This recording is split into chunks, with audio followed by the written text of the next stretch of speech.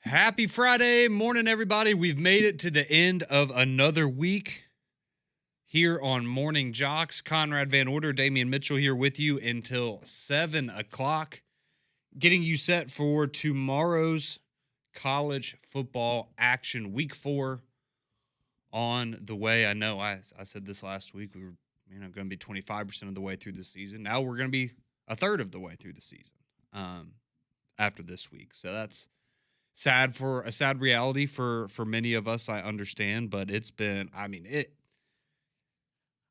I would say that this season so far has exceeded my expectations in terms of just the amount of crazy things that have already happened. And again, a lot of these teams have only played 3 games. Heck, Notre Dame's only played 2 games still at this point. And it's just been, it's been very interesting to say the least. And I'm sure that this weekend will certainly hold some more chaos for us because it just kind of feels like it's going to be that year where just about every weekend some stuff's going to happen that makes you scratch your head and just kind of alter how you view particular teams or even particular conferences around the world of college football. So we've got a lot to get into today.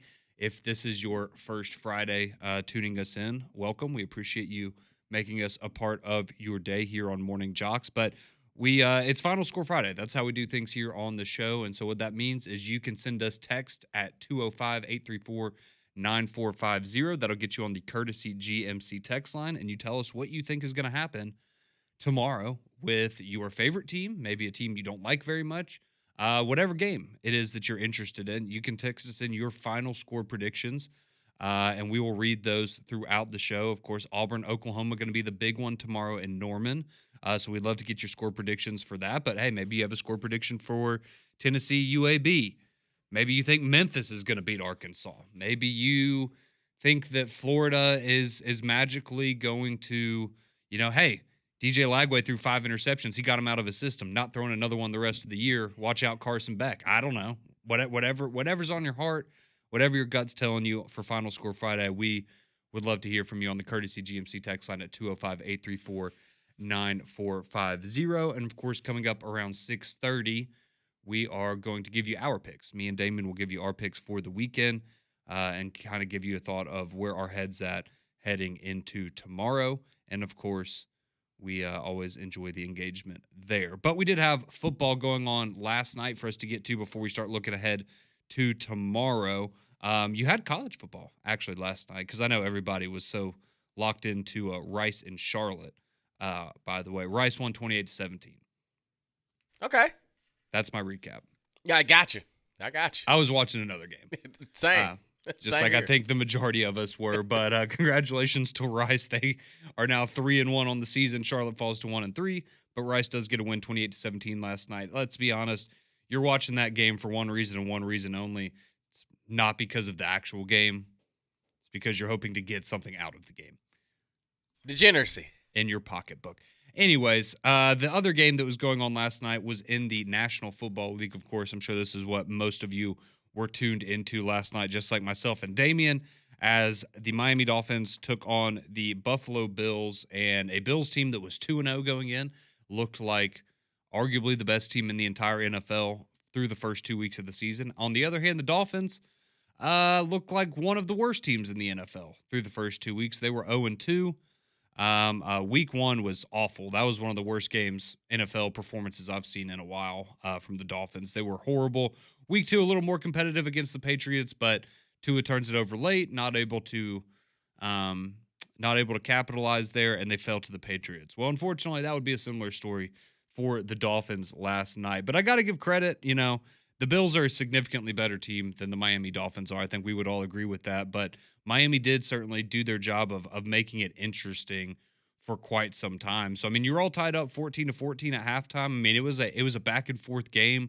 Not a lot of offense, really, either way. When you look at ultimately, Tua finished with 146 passing yards. He averaged 4.3 yards an attempt. That's really bad. That's really, really bad. So, yeah, that's what you were looking at there. Josh Allen finished with 213 passing yards, but he would have 3 touchdowns and no interceptions, where Tua had 2 touchdowns and 1 interception there. But yeah, it was just one of those situations where it was a back and forth game. You felt like Buffalo, you're like, all right, at some point they're going to just kind of pull away and they're going to put their foot on the gas and the Dolphins aren't going to be able to keep up. But hey, I mean, Tua, while he wasn't spectacular last night, he did take care of the ball for the majority of the game and put the Dolphins in position to be competitive and have an opportunity there late to continue to make it a ball game. But unfortunately, with 4 or 5 minutes left, Tua throws an interception. Not a pretty interception whatsoever, unfortunately. And the Bills get the ball back at that point. They were able to go down and kick a field goal. They made it 31-21 at that point, and that was all that she wrote as the Bills got the victory by the final score of 31-21. So not a great performance by Tua.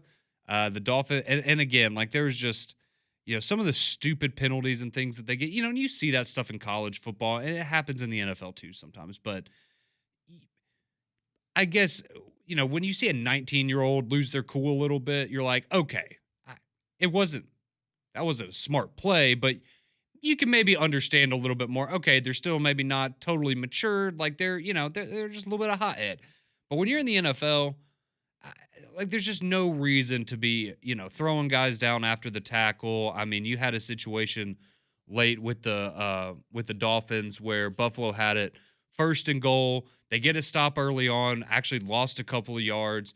And a dude for the Dolphins who tackles Josh Allen just continues to like fall on him on the ground, hold on to him for too long, just making stupid decisions to kind of send a message of, oh yeah, I got you on that one. And it's like, all right, well, now you just cost your team a 1st down and 15 yards. And I guess in that situation it was like 3 yards, but just stupid decisions, stupid plays. They're just an undisciplined team. And I think the conversation around Mike McDaniel and his job security will continue for the foreseeable future. I don't know if you're going to see him in Miami after this season. But the Bills, they moved to 3-0.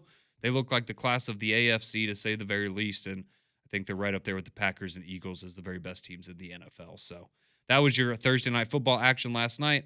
Not a great night for Tua, but a great night for Josh Allen. It's normally a good night for Josh Allen. Yeah. Anytime he sees the Miami Dolphins across from him, he usually locks in. Now, I will say the confidence that Josh Allen plays with is at a different level after he's won MVP. Like, he's just kind of flipping the ball around. He's making the quarterback position. And again, him, Patrick Mahomes, I talk about this a lot with those guys, and Lamar Jackson. They make playing the quarterback position look extremely easy. It's not. And it's the most difficult position in sports. Oh, 1,000%. Yeah. And the things that Josh Allen does, and again, Buffalo, ever since he's been there, they've given him the keys, and they haven't looked back. And all he's done is get better and better year after year. But Miami, I don't know if the way that Mike McDaniels calls plays, it makes me question if he really does believe Tua can be his guy. Like, it just seems like they have training wheels on him. And then when he finally does kind of just let it loose, you kind of understand because there are some mistakes that kind of come with it. I've been kind of lost in the shuffle a little bit, but I thought Tua was more elusive than what he is.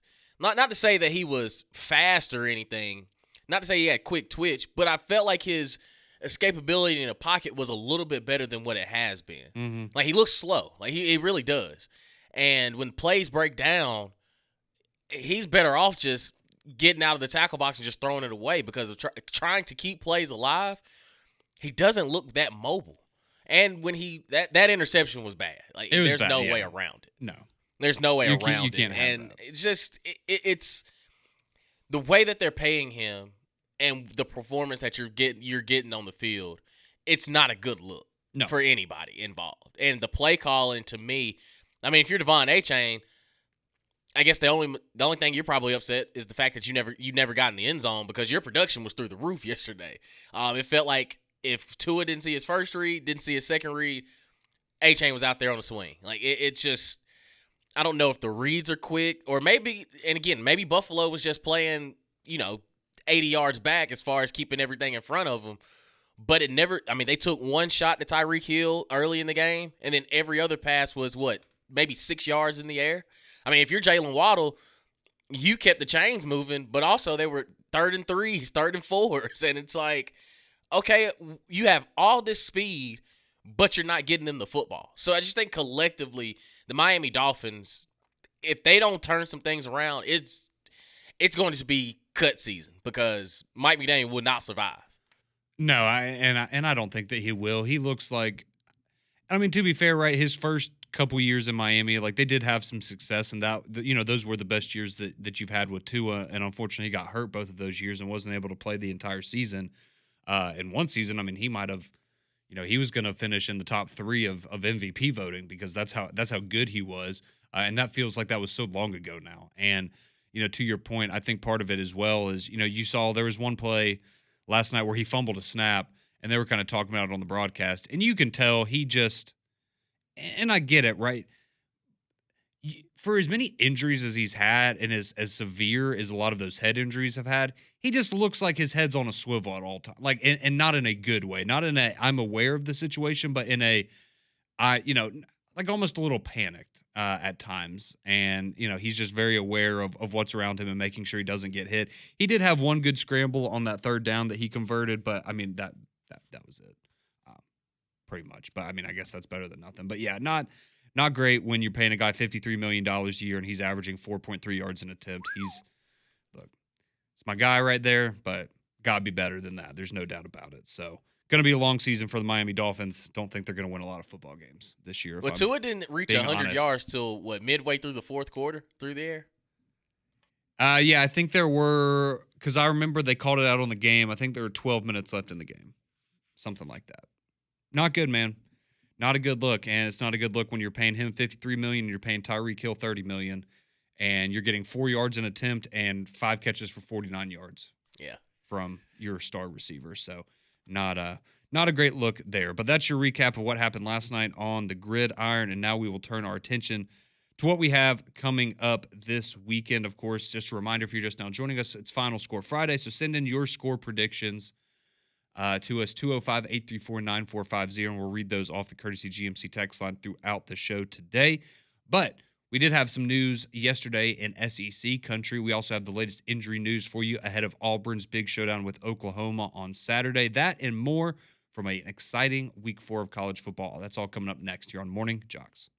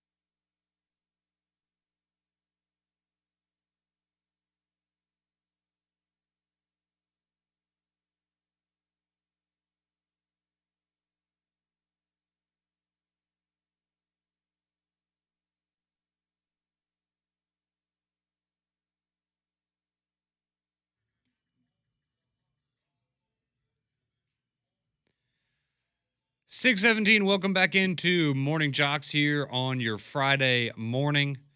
Conrad Van Order, Damian Mitchell here with you as we get you set for tomorrow's slate of college football action. Final Score Friday. You send them in, we read them. 205-834-9450 on the courtesy GMC text line. We already have a handful of predictions coming in this morning, like J Mac, who says, "Good morning, guys. Jackson Arnold's going to throw 2 interceptions, and Auburn is going to lose 24-13 to Oklahoma." They also throw in Roll Tide at the end, so so it's a hate watch. Just to give the full picture there. Makes but sense. We appreciate you sending that in, J Mac, and everyone else who sends in their score predictions that we will get to throughout the program this morning. I did want to give a quick shout out to this though before we get dive into college football and stay there for the rest of the show. But got to give a shout out. It was announced last night. I know Greg McElroy is a big fan of this guy.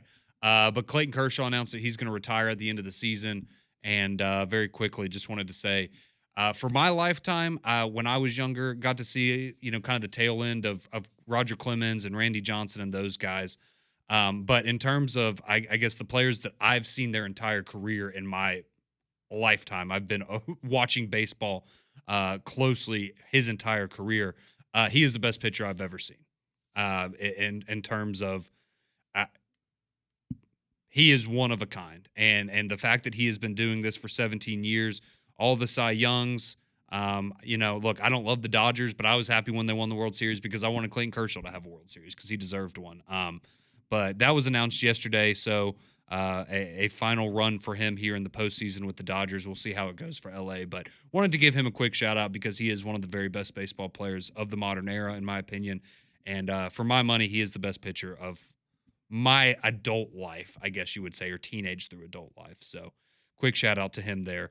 But now let's get into college football and what we have going on. So the news that was announced yesterday, or maybe it was 2 days ago, but there's kind of the scuttlebutt got around that the SEC, because, we're going to 9 conference games next year. And if you were listening to Three Man Front yesterday, Pat Smith told you that he was being told this yesterday. And that is that next Tuesday, you are going to get the official reveal of the permanent opponents for every SEC team. That's going to be next Tuesday night. It's going to be on SEC Network when they make those announcements. And I think a lot of us agree, right, that for Alabama, you're probably going to have Auburn, Tennessee, and LSU, which I know some people are going to say, well, that's too difficult. Well, you've been doing it for how long now? You're used to it, right? It certainly is going to be a difficult trio of teams there, but you've already had that schedule for quite some time and you've been able to maneuver it. So why would you want to change that now? And then for Auburn, I think you would, a lot of people would expect Alabama, Georgia, and Vanderbilt is one that I've heard a lot for the third team, potentially for Auburn. So it's always fun to speculate on that. We speculated on this for years now because we had I guess this has just been a topic of conversation for a number of years while we waited to get that 9th conference game. So you are going to get that on Tuesday of next week. So that's something to kind of look ahead and look forward to. But we can talk more about that early on next week. Just wanted to, for anybody that missed that, give them that update. But we do know the big game tomorrow, at least in this area, is, of course, going to be Auburn at Oklahoma. They're in Norman, a coming home party of sorts for one Jackson Arnold. It's going to be at 2:30 kickoff there tomorrow afternoon. And here's the latest injury news for both programs here. And there's certainly more injury news on the Oklahoma side of things than there is on the Auburn side of things, just in terms of Oklahoma. It's not like last year yet, but I mean, they've got some dudes that are a little bit banged up this week. So for Auburn, we talked about it yesterday, but Jay Crawford, him being questionable for the game, he is going to travel with the team and be a game time decision tomorrow at Oklahoma. So he is dealing with a little bit of a knee injury from the South Alabama game last week, but he is going to be a game time decision. But good to know that he's at least going to travel with the team, so that seems to lead some credence to there being a decent possibility of him participating in the game tomorrow. The other good news for Auburn is that Eric Singleton Jr. is going to play tomorrow. That is the plan for him. He had been questionable But now he seems to be at least close enough to 100% to where he will be a go. So we'll see if he's, I guess, as involved as he has been the first few games, or if maybe they try to take it easy on him a little bit. But good news is that he is going to be available and he is going to play tomorrow for the Auburn Tigers. Along with that, some other guys that are expected to go are Champ Anthony there in the secondary, which is certainly something that will be of help to Auburn, especially if Jay Crawford's not able to go. Rayshawn Pleasant and Xavion Miller are both expected to be goes tomorrow as well. So that's some good news there for Auburn. Amaris Williams, the future star defensive lineman, budding star defensive lineman, he's questionable for tomorrow's game. We already told you Jay Crawford going to be a game time decision. And then Darrell Robinson, who we heard had that kind of that freak injury a couple weeks ago where had like I don't know, some sort of a blood issue in his thigh that they had to take care of, but he's still going to be out for the Auburn Tigers. So that's your update there on the injury front for Auburn. But how about for Oklahoma? So they've got a number of guys that are going to be out. They have 3 offensive linemen that are going to be out. So we already know their starting center likely going to miss the rest of the season, but he's certainly not going to be playing tomorrow. I also know their left tackle's been banged up. They're expected to start a true freshman at left tackle. So that's probably something, if you're the Auburn defensive line, you're paying close attention to. And then they have a third offensive lineman that kind of rotates in there that is going to be out as well. You also have a defensive back, Jeremiah Newcomb, who's going to be out for the Oklahoma Sooners. And don't forget about Mason Thomas, one of their better defenders. He is going to miss the first half of the game because of a targeting call against him in the Temple game last week for Oklahoma. So that certainly helps Auburn, at least in the first half. You have a couple of guys that are doubtful. Wide receiver, defensive back Eli Bowen. He's also going to be doubtful there for the Sooners. And then you have another offensive lineman and defensive lineman that are questionable. So when you just look at the sheer numbers of people on the injury list compared to Auburn, you have one guy that's out for Auburn, one guy that's doubtful, and one that's questionable. Oklahoma has 4 guys that are going to be out, 5 if you include Mason Thomas for the first half, 2 doubtfuls and 2 questionables. So they have like half the roster that's probable. So, you know, maybe they're just a little more thorough with who all they put on the on the injury report. But that's what you're looking at tomorrow if you're an Auburn fan. So hopefully some good news in there makes you feel more confident about the game tomorrow. And I know we've heard about it all week. Everybody's harping on, well, Oklahoma's offensive line's in shambles, so Auburn should be able to run all over them. The defensive line, they got 11 sacks this year. Well, they should be able to continue that against Oklahoma. We will see. The proof will be in the pudding. That's why you line it up and play the game, right? Yeah, absolutely.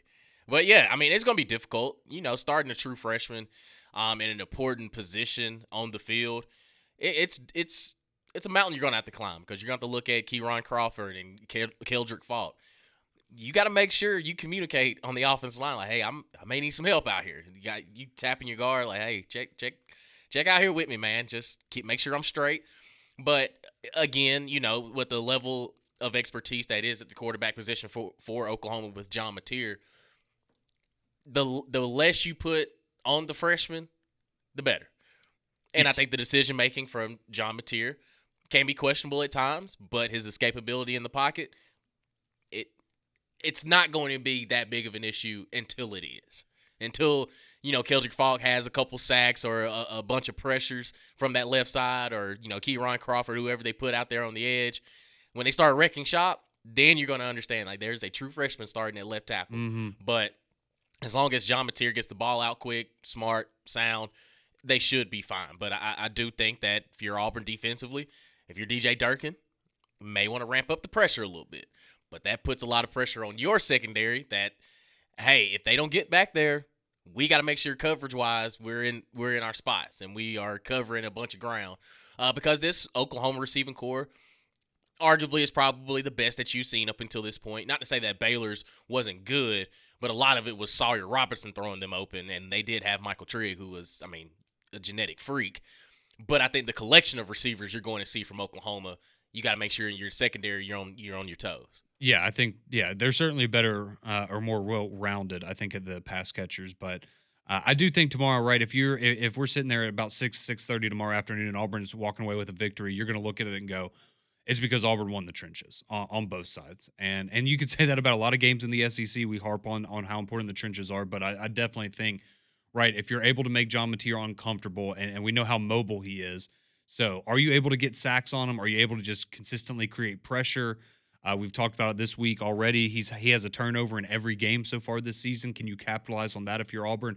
And then similarly, right? I think we all agree that Jackson Arnold can make a lot of good throws, but can you give him the time to sit back in the pocket and make those throws? And that's going to be certainly a challenge for Auburn tomorrow. And if they can do those two things well, then I think they have a very good chance to win the football game. But that sets us up perfectly because now we got to give you our picks for what we think is going to happen this weekend. So we've got Auburn and Oklahoma. You've got Tulane and Ole Miss. You've got Florida, Miami. You got Tennessee, UAB. A lot of very exciting games coming up this weekend. And as we do each and every Friday, me and Damien going to give you our picks, our thoughts on what is going to happen tomorrow around the world of college football. We also want to continue to get your final score predictions at 205-834-9450. And when we come back, we will give you our picks for the weekend and start getting to your final score predictions on the courtesy GMC text line. This is Morning Jocks.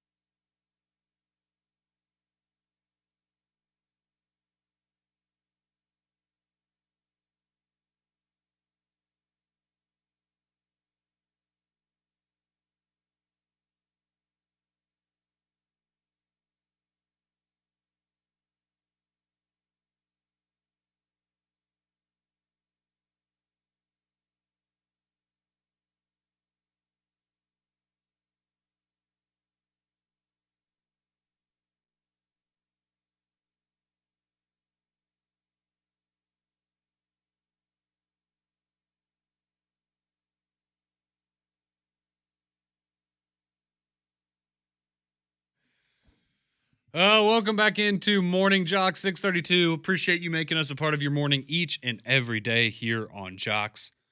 Of course, we're followed by McElroy and Kublik in the morning. They're with you from 7 to 10.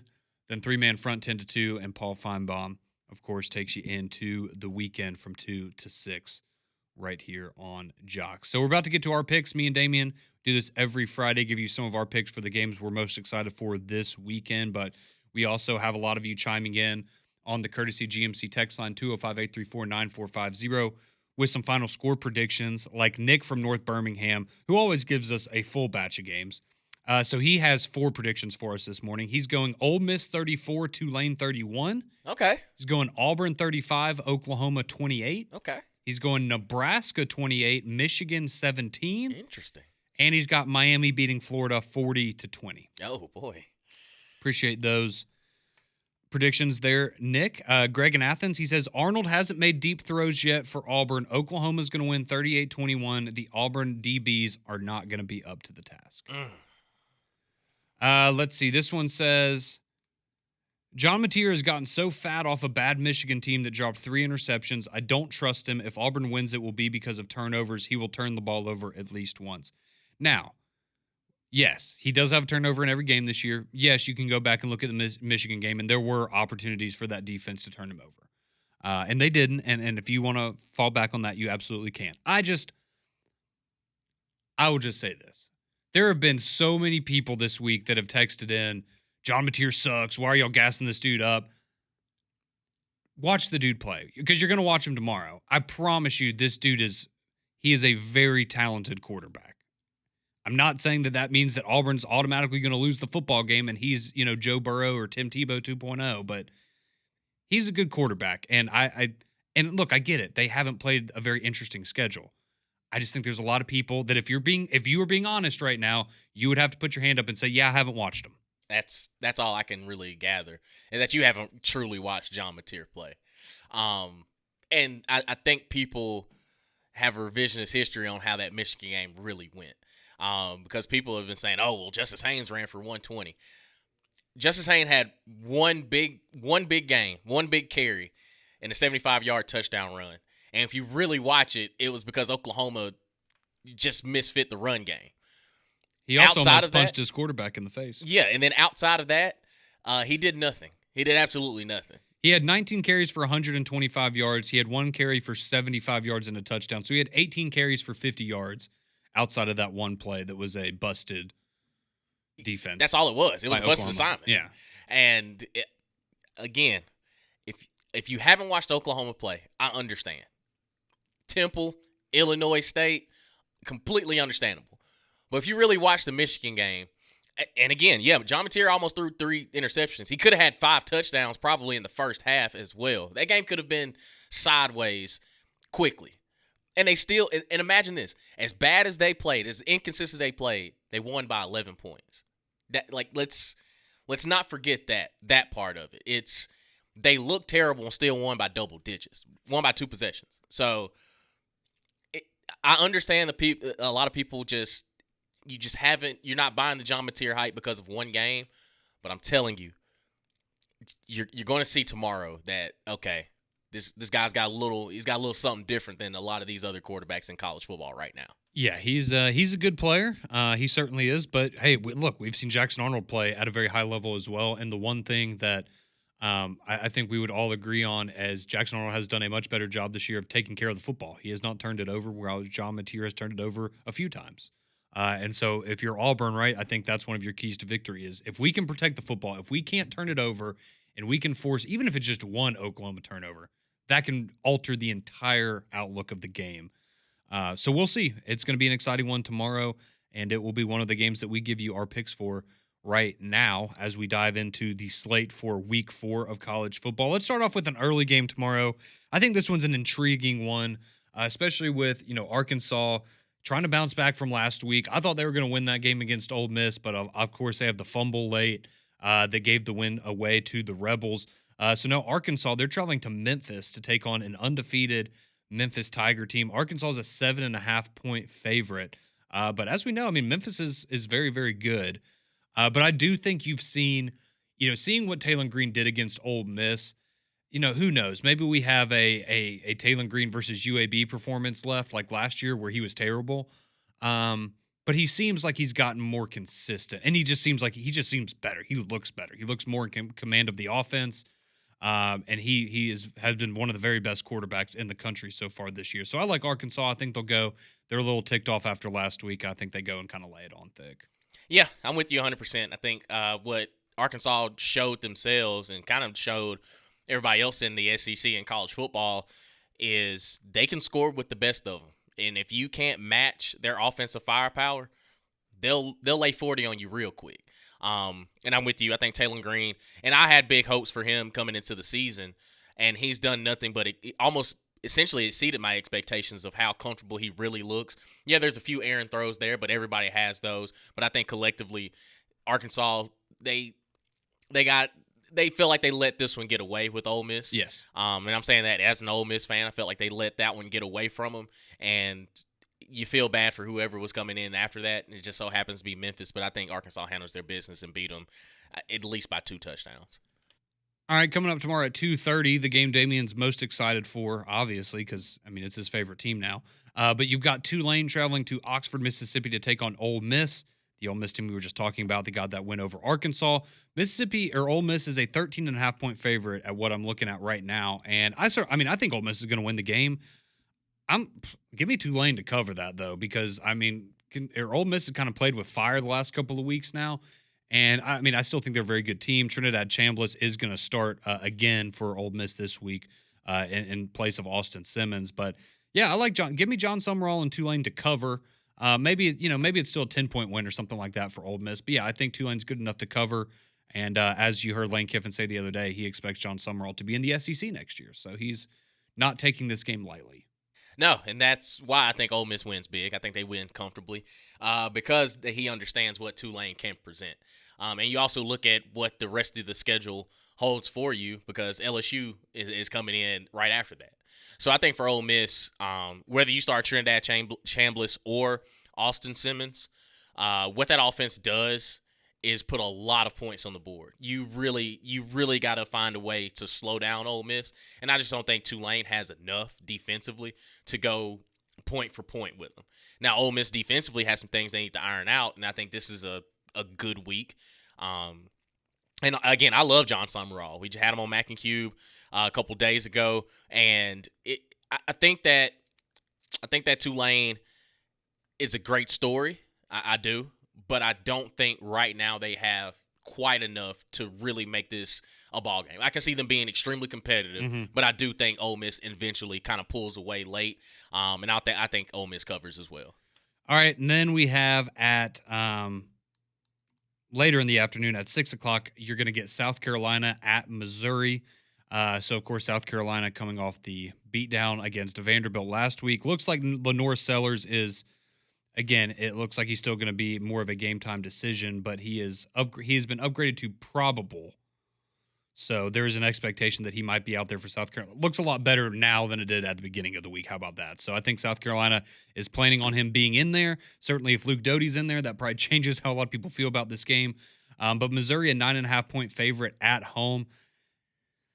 The 9.5 is maybe a little. Look, I feel really good about Missouri winning this game. It's just a question of if they cover or not. But, if we're getting a Lenore Sellers who hasn't looked that sharp to start the season anyways at less than 100%, give me Missouri. I think they win outright, but I'll take them 9.5 as well. I think Missouri's kind of made a believer out of me these past couple weeks because of the fact that, one, they have a quarterback that can light you up, and they still haven't gone away from their bread and butter with the run game. Ahmad Hardy, he's a different animal. Mm-hmm. That son gun runs. He's that dude. Yeah, he runs with power. Excuse me. And he has great vision, and he's an explosive play waiting to happen. And I think for South Carolina, it's kind of you've kind of failed at expectations. And I think that the way that Vanderbilt was more physical than you, because, again, I understand Lenore Sellers went down, but defensively, that shouldn't have stopped anything. But the way that Vanderbilt was able to attack you with the run game, it sets up a bad omen for you with Missouri coming in right after that. I think Missouri's starting to iron some things out and understand where they place in the SEC, that they're no joke.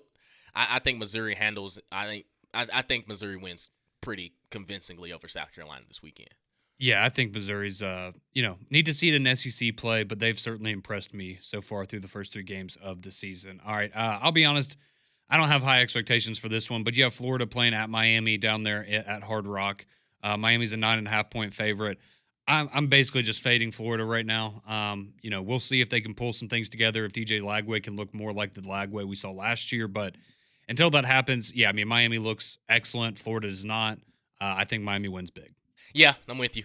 What Miami did to South Florida kind of put the world on notice because everybody, majority of the fans and football watchers were like, yeah, South Florida, if they can keep it a ball game, I think they could cover the 17.5 that was. And Miami said, no, y'all can hold my White Claw. Like, that ain't happening. I think that happens with Florida, too.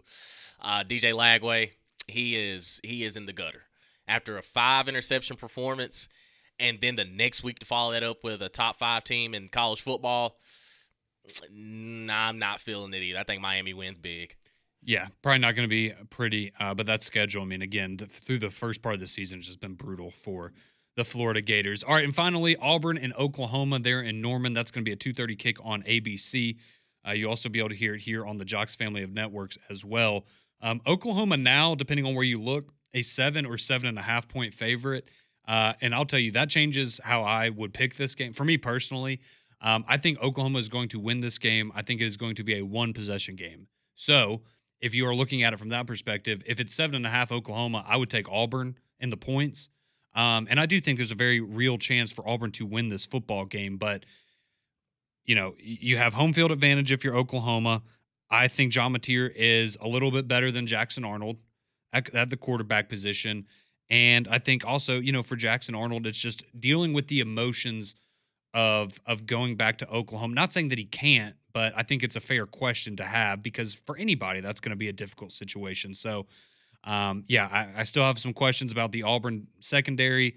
I think their path to victory, again, like I said, is you're going to have to win in the trenches. You're going to have to turn the ball over for Oklahoma while protecting the ball yourself. But yeah, I think John Mateer a little bit better. And, in these types of situations where you're kind of splitting hairs, if you got the home team and the better quarterback, I'm probably going to lean that way most times. So give me Oklahoma in a close one. I like Auburn to cover the 7.5, but Oklahoma to win straight up. Yeah, I'm kind of with you on that point. I think Oklahoma wins a close one. Very similar to your take as well. I think the secondary for Auburn is the biggest question mark, and I understand the front seven. It's going to be on the defensive side of the ball, and I have a little bit more faith of Oklahoma's defense finding a way to stop Jackson Arnold in the offense than I do Auburn's defense stopping John Mateer or slowing him down. I think that Auburn gets one-dimensional because of the score, and that bodes well for Oklahoma defensively. And I just think that for Auburn, because, again, like Sawyer Robertson, understand. But I think that was kind of an eye-opening thing because all fall camp long we heard that secondary was really good. And through a couple games into the season, it's been the Achilles heel. And I think that John Mateer and the talent in which he is, he finds a way to just overcome, and they're at home as well. So I take Auburn plus the points as well, but I think Oklahoma wins 3-7. There you go. Yeah, I was about to say I think it's maybe like a 3-4 point win, something like that for Oklahoma, and it very well may come down to a final drive, maybe a kick at the end, something like that. But it should be an exciting game tomorrow at 2:30, nonetheless, there in Norman. So those are our picks for some of the big SEC games this weekend. You've been sending yours in to the Courtesy GMC text line all morning, and that is where we will go. The rest of the show, your score predictions, if you want to send them in, you still can, 205-834-9450. But we read your score predictions next on Morning Jocks.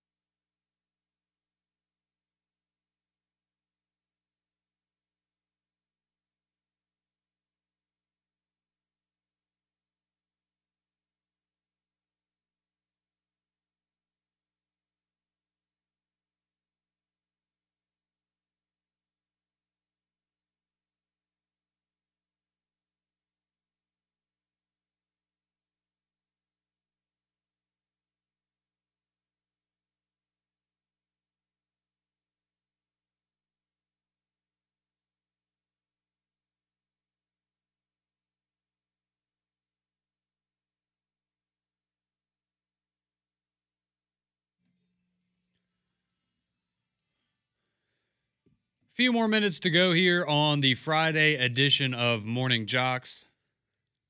Conrad and Damien here with you before we hand you off to McElroy and Kublik in the morning.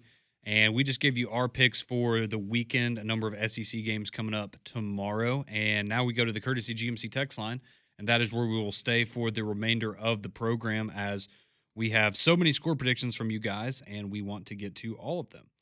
Let's see, Don, our resident Aubie, he chimes in this morning. He says, "Good morning, guys. Okay, Auburn is going to win 31-28. We're going to rush for 250 yards and force John Mateer to throw 2 interceptions. Just run the ball with 50 rushing attempts and play the possession game. Let's freaking go." And WDE. Okay. If you run for 250 yards and you turn John Mateer over 2 times and you only win by 3, that means that'd be an interesting game. Right. Like, so there's some unfulfilled possession. There's some empty possessions there if you turn it, because I think that at least, like, I don't know. I find that too close for if you have those numbers. Like, I can't equate that. They either you not having success. No, you would think it would down. be a more impressive win for Auburn. Right. Like yeah, that's almost margin-wise. Yeah, it's almost like a game-winning field goal. But if you turn them over twice, that means you're giving you 2 extra possessions. Well, that just means John Mateer had 2 picks, but he threw for 450 on you, probably. You're right. It's like that's too close of a prediction for that much success. Oh, well. Hey, it's Don's world. We're just living in it, Damien. We know how that goes. Jimmy, he chimes in on the Courtesy GMC text line. He says, Tennessee has a hairy dog hangover. They lose to UAB, or they beat UAB in overtime. Stop. Yeah, I don't. Stop. I'll let you have that one to yourself there, Jimmy. Stop. Now, if you want to say you don't think that Tennessee covers the 38.5. Right. We can understand. Probably going to cover the 38.5. CJ, he chimes in. He says, the thing that gets me is the Dolphins have no offensive line at all. The quarterback is always under pressure. The defense can't stop anybody, and the team just does stupid stuff like all of the penalties. Yeah, that is a decent assessment. The Dolphins are not a good football team right now. Mike Jones chimes in. Who? Mike Jones, Oklahoma 31, Auburn 21. Okay. This one comes in Oklahoma 31, Auburn 17. Anybody picked Auburn to win? They also had Roll Tide. Don did. Other than him? Yeah, I think we had one other person that picked Auburn. Bobby chimes in. We know he's a big LSU fan. Oklahoma 38, Auburn 27. Ole Miss 35, Tulane 24. Missouri 28, South Carolina 24. And Nebraska 31, Michigan 28. Yeah, we didn't talk about that Nebraska-Michigan game. I do think Nebraska gets that one. I think I'm sipping the Kool-Aid this year.